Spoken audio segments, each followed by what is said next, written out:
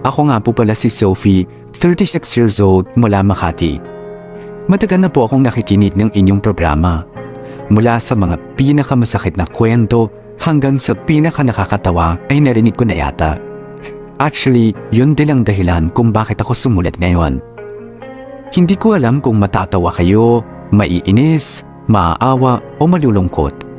Ang alam ko lang ay gusto kong ibahagi ang isa sa pinakamahirap na panahon sa buhay ko.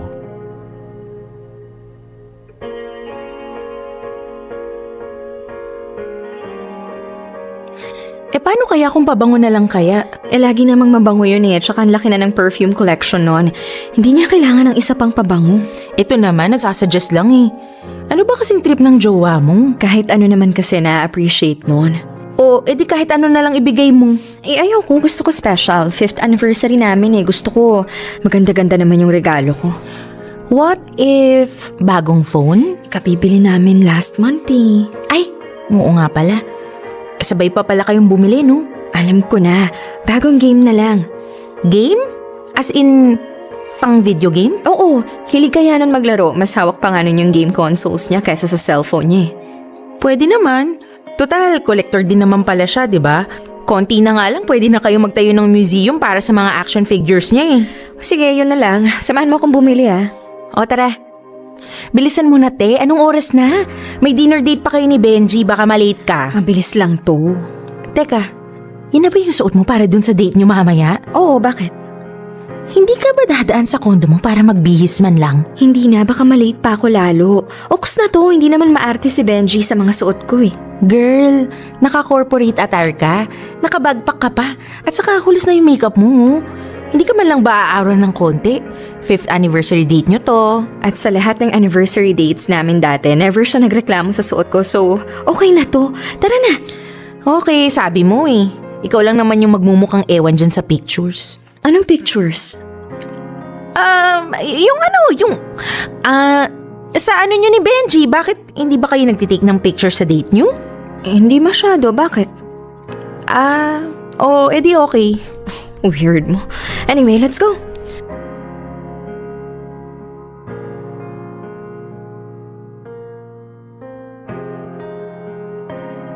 Aray ko, ano ba yan, Kate?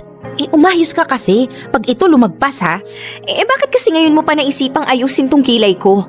Hindi kasi pantay yung gawa mo. O ayan. Tigilan mo na nga. Ayan na yung restaurant to. Bababa na tayo. Ay nako, sige na nga. Thank you po, kuya. Thank you po.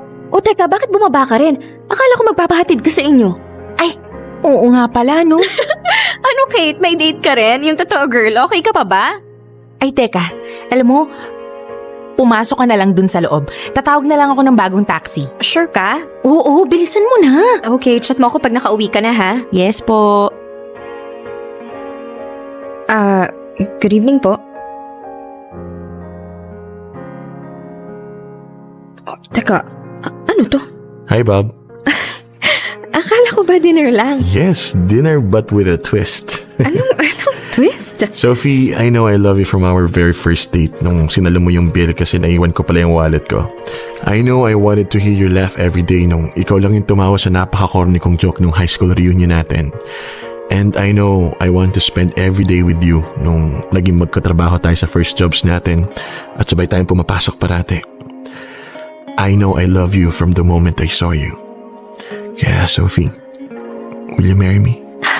Yes! Oo na, oo! Yes! Yes!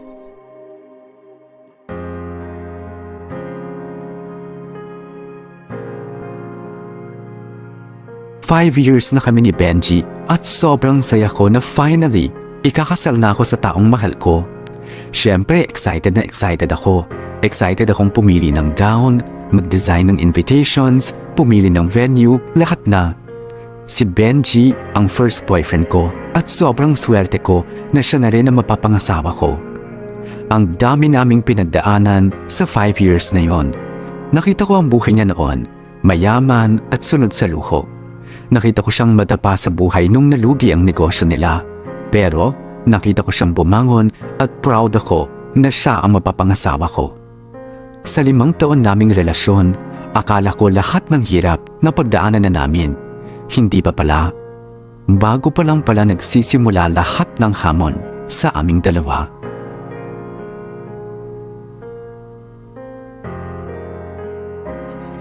Love, Gising na, di ba may lakad kayo ni Kate?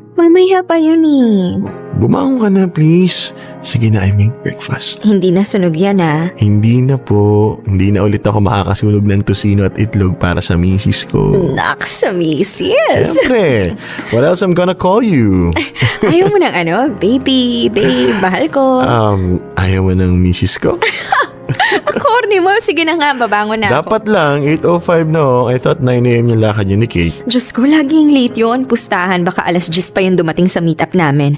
Ikaw ba, anong lakad mo today? Well, I'm meeting the guys.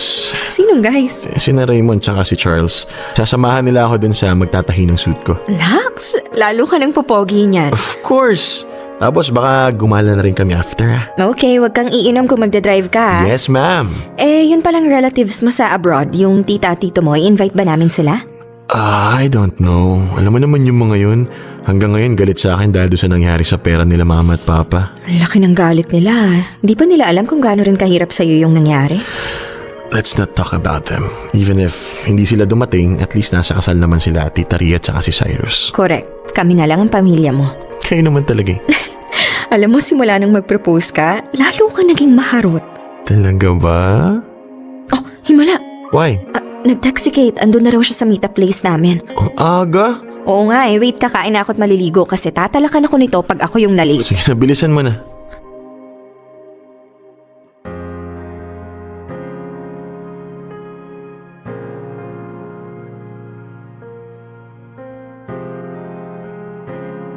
Ay, ano ba kasing trip mo? Gusto ko nga kasi green, sage green.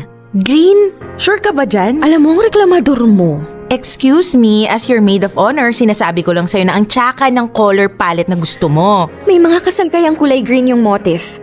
At mukha silang lumot. Ay, ikaw ba yung ikakasal? Bakit ba mas maalam ka pa sa akin? Ano bang sabi ng Englishero mong boyfriend tungkol dito? Sabi niya, go for anything you want, love. Ayaw mo talaga ng pink? Ayoko. Ay, naku, ano ba yan? Sige na nga, green na. Okay, next. Hanap na tayo ng pwedeng gumawa ng dress ko. Excited talaga ako, Kate. Hindi naman halata. Sungit? Charot lang to naman. Anyway, naglista na ako ng mga pwede nating i-contact para dun sa wedding dress mo. May contact na ako dun sa Makati, sa Laguna, at saka meron na rin dun sa QC. Sipag. Siyempre, no, anything for you. Ay, yung suot pala ng mama mo, tsaka nung kapatid mo, ipapagawa na rin ba o irerent na lang natin? Check natin kapag pasok sa budget, ipapagawa ko. Ay, ang yaman.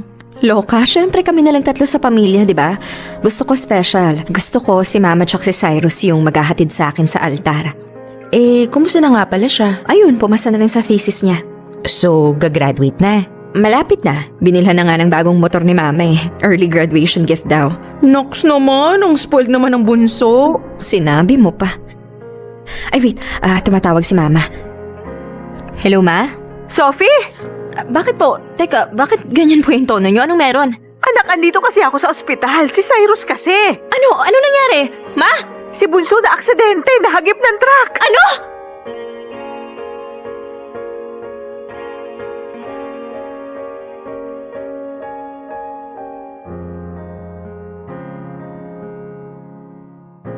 Hindi ko alam kung paano ko nadala ang sarili ko sa ospital ng ganong kabilis. Habang naglalakad ako papalapit kay mama, pinipigilan ko ang luha ko. Kailangan kong maging malakas dahil alam kong sa akin siya kakapit. Pero pagkakita ko sa kapatid ko, ay halos hindi ko na siya makilala. Puno ng kung ano-anong aparatos ang katawan niya. May benda halos lahat ng parte ng katawan at nakataas ang bali niyang binti. Hindi ko na napigilan ang luha ko. Alam ko sa simula ng oras na yon, mag-iiba na ang takbo ng buhay ko at hindi na matutuloy ang kasal ko.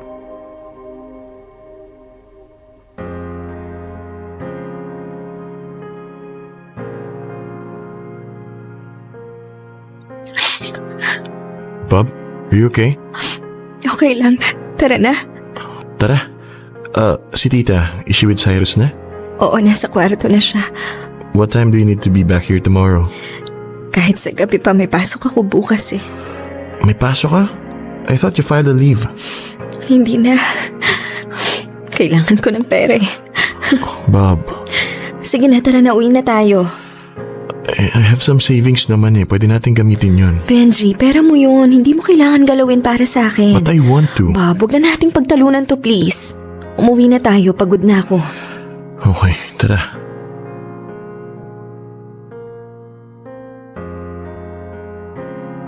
Hello po? Hello po, ito po ba si Miss Sophie Reyes? Yes po, sino po sila? Hi ma'am, ako po si Leia from A&J Printing. Iko-confirm ko lang po no na ika-cancel nyo na yung pagpapaprint ng wedding invitations. Yes po. Ma'am, na-print na po kasi yung unang batch. Ang policy po kasi namin is pwede lang kayong mag-cancel kapag hindi pa napiprint. Otherwise, hindi nyo na po mababawi yung down payment nyo. Opo, gets naman po. Bale, huwag niyo na lang po muna ituloy yung pagpiprint ng mga natitirang wedding invitations. Sige po ma'am, thank you po. Thank you. Sino yun? Yung magpiprint sana ng wedding invitations. So you canceled it na? Oo. Okay. Benji. Sorry. No, huwag kang mag-apologize. I understand naman eh. Matutuloy pa rin naman yung kasal kapag ubaling si Cyrus, di ba? Oo naman. Maliban na lang kung tatakbuhan mo ko. Never. I love you, Benji. I love you too.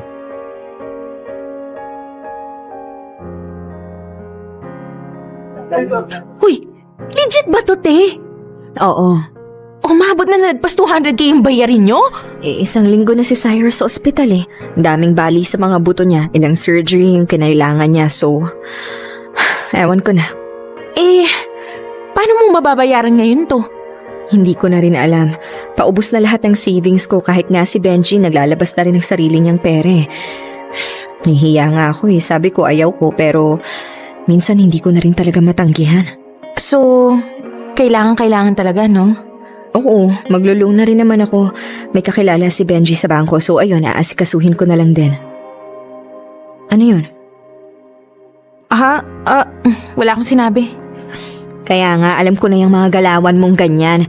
May gusto kang sabihin pero hindi mo masabi. Kasi... Wag na nga. Feel ko kasi hindi ka rin naman payag. Ano nga yun? May kakilala kasi ko na naghahanap ng kausap. Kausap? Kausap lang, promise. Walang bahid ng kahit ano. Binubugaw mo ba ako? Hoy, hindi no sex, no commitments, no attachments. Kausap. Parang sugar daddy, ganyan. Walang joke, hindi ko gagawin yan. Ano ba? Willing magbayad to ng kahit magkano? Legit. Saan mo ba napupulot yung mga yan? Bakit alam mo yan, ha? Kasi nga, ginawa ko na to dati. Ewan ko sa'yo. Pinapalala mo lang yung stress ko. Alis na ako. Huy, hindi naman kita pinipilit, no? Sinasabi ko lang just in case, di ba? Tigilan mo ako, Kate, ha? Medyo nakaka-insulto na ganyan yung iniisip mo sa akin. Bakit? Wala namang masama dun eh. Makikipag-usap ka lang. Sira ulo. Huy! Sophie! Hello, Ma? Anak, Bakit po? ililipat na raw sa ICU si Cyrus eh.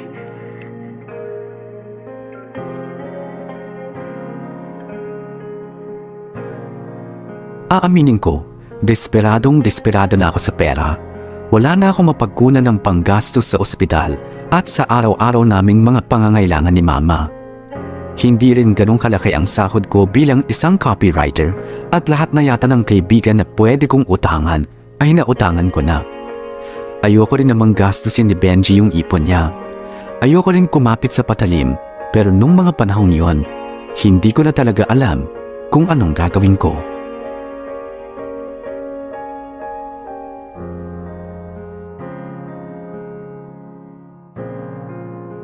Sige na, June. Baka naman pwedeng makahiram kahit konti. Babayaran ko rin kapag nakaluwag-luwag na. Hello? Hello? Bob? I know na ayaw mo tumanggap ng pera from me pero please accept this. Benji, ang laki nito. I told you I have savings. Benji naman. Bob, sige na. Let me help, please. Bob, sorry ha. Hindi na nga natuloy yung kasal. Nagagastos mo pa yung savings mo para sa akin. Bob, ako nga dapat yung mag-sorry eh. Do you remember when we first started dating, I told na kahit anong gusto mo, kahit anong kailangan mo, ibibigay ko. I told you hindi problema ang pera. I was so spoiled then. I'm sorry I couldn't keep my words. Minsan, naisip ko na if nagastos ko lang ng tama yung pera ng parents ko, we wouldn't be in this situation. If hindi ko invest sa maling negosyo lahat ng iniwan nila, baka may sarili na tayong bahay ngayon. Baka nasa maayos na ospital si Cyrus at hindi tayo na problema sa pera. Benji, wala ka namang kasalanan. Huwag mo nang akuin yung sisi. I know, it's just that alam kong kahit gaano kalaki yung naibigay ko ngayon, kukulangin pa rin eh. Especially now nasa ICU si Cyrus. Gagawan ko ng paraan. Gagawa natin ng paraan. I love you. Love you too.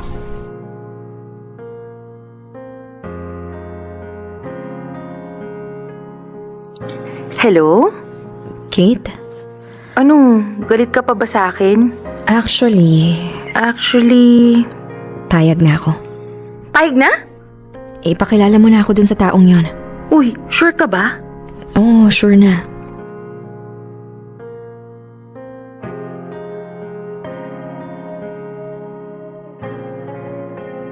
Kabado ka ba? Medyo. Huwag ka nang kabahan. Mabait naman yan eh. Anong gagawin ko pagdating ko dun? Makikipagtsikahan. Shikahan na, hindi tsuktsakan. Hindi nga, mabait yan, promise. Gusto lang talaga ng kausap. Oh, basta ito ha. Room 1018 kayo. Mag-hello ka lang pagdating mo, okay na yun. Sige na.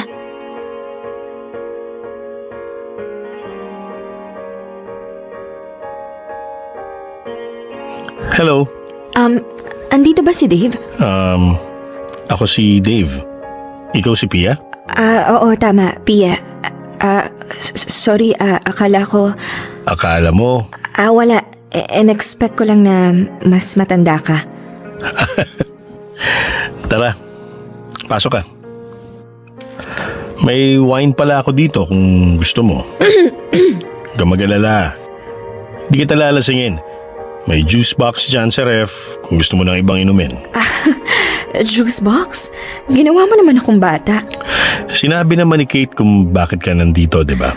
Oo, pero hindi ko alam kung totoo ba talaga yon. Ang alin? Na gusto mo lang ng kausap. Gusto ko lang ng kausap. Ano pag-uusapan natin? Kahit ano. Buhay ko, negosyo ko, trabaho ko, yung pagkamatay ng asawa at anak ko. Kahit ano.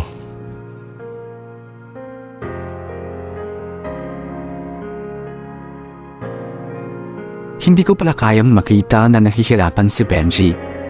Hindi ko pala kaya na makitang isinusubsob niya yung sarili niya sa trabaho. Sinasakripisyo niya yung ipon niya at sinisisi niya yung sarili niya dahil sa tingin niya ay kulang pa lahat ng ginagawa niya para sa amin. Ang sakit-sakit sa akin na makita siyang ganon. Kaya kahit puno ako ng takot at pagdududa ay mas pinili kong makipag-usap kay Dave. Maniwala man po kayo o hindi, wala talagang nangyari. Puro pag-uusap, pag-vent out at pag-iyak ang nangyari. Ni hindi nga namin alam ang totoong pangalan ng isa't isa. Kinilala niya ako bilang Pia. Kilala ko lang siya bilang Dave. Nagkwento lang siya tungkol sa buhay niya at tungkol sa asawa niya. Sa totoo nga ay nagulat ako sa sobrang talino pala niya. May sense kausap, may humor at higit sa lahat mabait. Tumupad din naman siya sa usapan na magbayad ng malaking halaga para matulungan ako sa mga gastusin ko sa ospital ni Cyrus.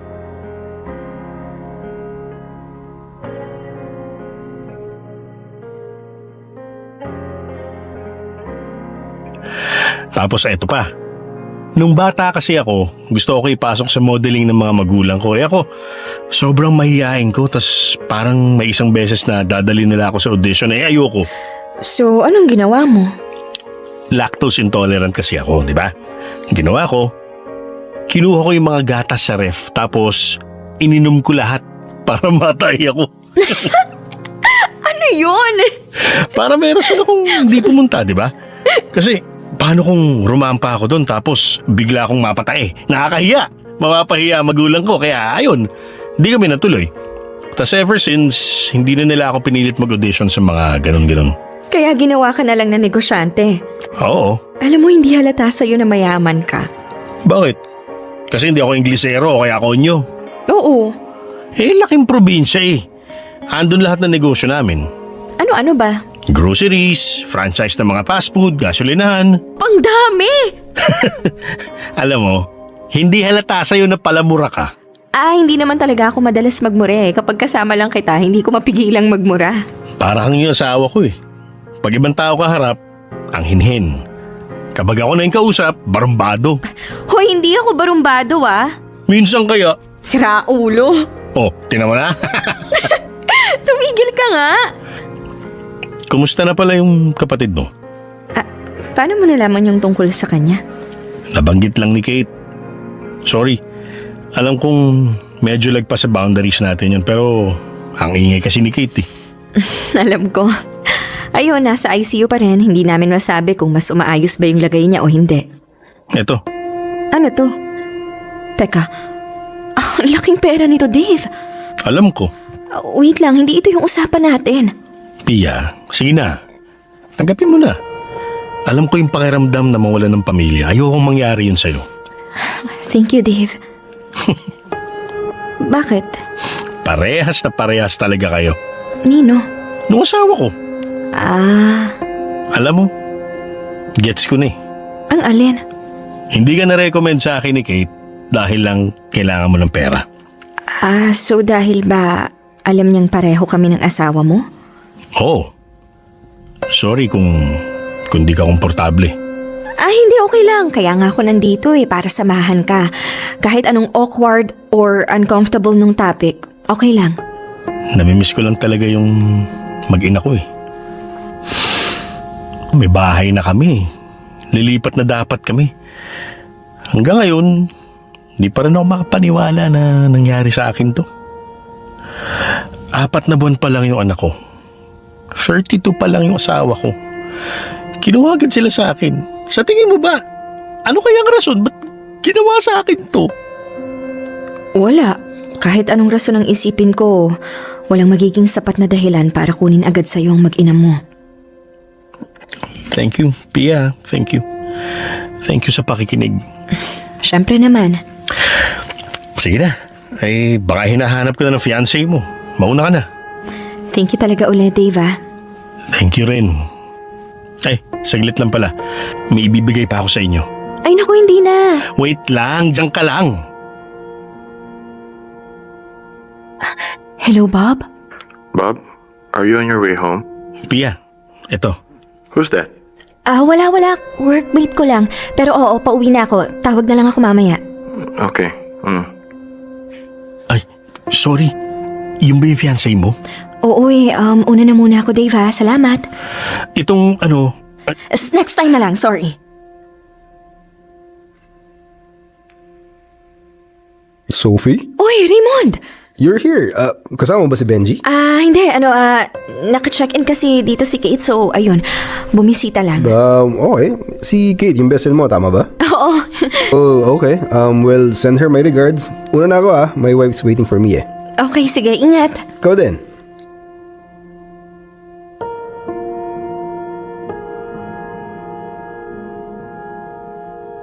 Grabe ang kaba ko nung araw na yon.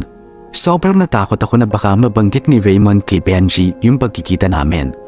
Pero sa kabila ng pagkatok sa akin ng konsensya ko, ay naging madalas pa rin ang pagkikita namin ni Dave. Aaminin ko, habang tumatagal ay mas nakikita ko siya bilang isang kaibigan.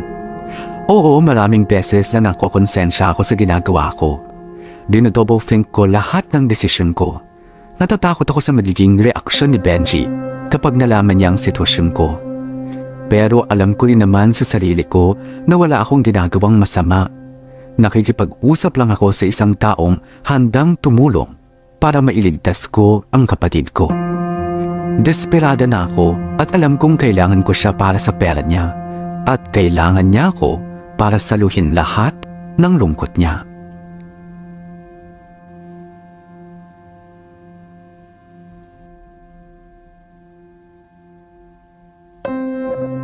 Bob, sino to? Ha? May nag-text sa'yo. Bob, hindi kita marinig! May nag-text sa'yo. Bob, hindi talaga kita marinig eh! Bob, ano ba yan? Hindi pa ako tapos maligo oh! Benji, ano ba yun? Ano to? Ha? Who's Dave? Bob, wala. Raymond told me na nakita ka niya sa hotel one time. Ang sabi mo, minute mo lang si Kate. I never questioned that. I never doubted that. Pero ano to, Sophie? Benji. Who's Dave? Ano to mga sinasabi niya? Magkita tayo ulit doon sa hotel. Ipapasundo kita sa driver ko, magbabayad ako ng mas malaki. Please, kailangan lang kita ngayon. Bob, sorry. Promise, wala kaming ginagawang kahit ano. Ano ba, Sophie? Paano wala? Nag-uusap lang kami. Kinakausap ko siya tungkol sa mga problema niya at binabayaran niya ako. Hindi ka therapy, Sophie. Huwag mo akong lokohin, please. Pihira naman, oh. Benji, wait lang please. Huwag mo ako kausapin. Benji, wait lang please. Balak ko naman talaga sabihin sa'yo. Balak mong sabihin sa akin? Benji, Balak mong sabihin sa akin na nagkipagkita ka sa ibang lalaki? wala kaming ginagawa, promise. And how do I believe you? Nasa isang hotel kayo, binabayaran ka niya. Patago kayo nagkikita, ano yun? Ay, hindi ko gagawin sa'yo yun, Benji. But you did! You just did! Hindi pa ba ako sapat? Ha? Hindi pa ba sapat na wala akong tinitira sa sarili ko para mabigay ko sa iyo lahat, ha? Ano pa bang kulang, Sophie? Wala. Walang kulang sa'yo pero desperada ako, Benji. Alam mo, hindi ko kayang pabayaan na lang yung kapatid ko. Naiintindihan mo ba yun? Naiintindihan ko yun. Ang hindi ko maintindihan ay bakit mo gina-justify yung cheating by using your dying brother. Hindi ako nag-cheat! And what do you call this? Alignment meetings? Meet and greet? What? Kailangan ng kapatid ko ng pera. Tiran mo naman ako ng dignidad, Sophie. Fiancé mo ko. 5 years. Ikakasal na tayo dapat, oh. Bakit ngayon mo pa ako lolokohin? I'm sorry. Benji, yun ang ginagawa mo. Give me back the ring. I can't marry you. Bob, wait lang please, Benji. Wait lang naman.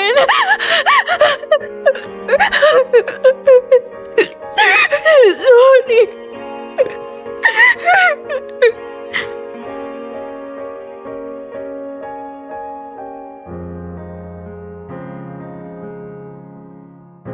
Welcome home, anak.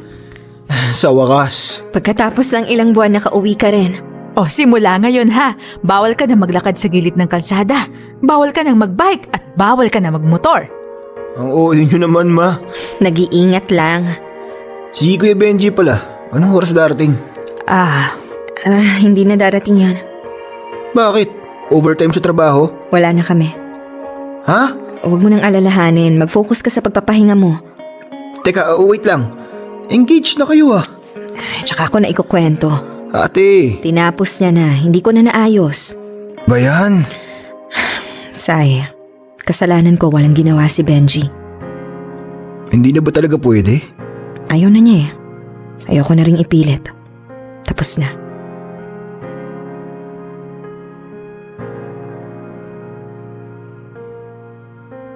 Nailabas namin ng ospital si Cyrus, pero hindi ko na naibalik ang relasyon namin ni Benji.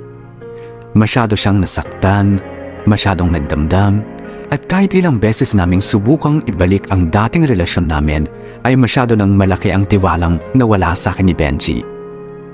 Sobrang sakit sa akin na isuko si Benji. Sobrang sakit sa akin na kailangan ko siyang masaktan para lang maisalba ang kapatid ko. At hanggang ngayon, dala ko lahat ng bubog na yon. Pero kahit na mag-iisang taon na kaming hindi nag-uusap ni Benji, ay umaasa pa rin ako na pagtatagpuin kami ng tadhana. 5 taon ang hirap itapon. 5 taon yung nawala sa akin. At hanggang ngayon, nagdadasal ako na sana dumating yung araw na mapatawad ako ni Benji. Dito ko na po tatapusin ang kwento ko. Salamat po sa pakikinig. Lubos ng gumagalang, Sophie.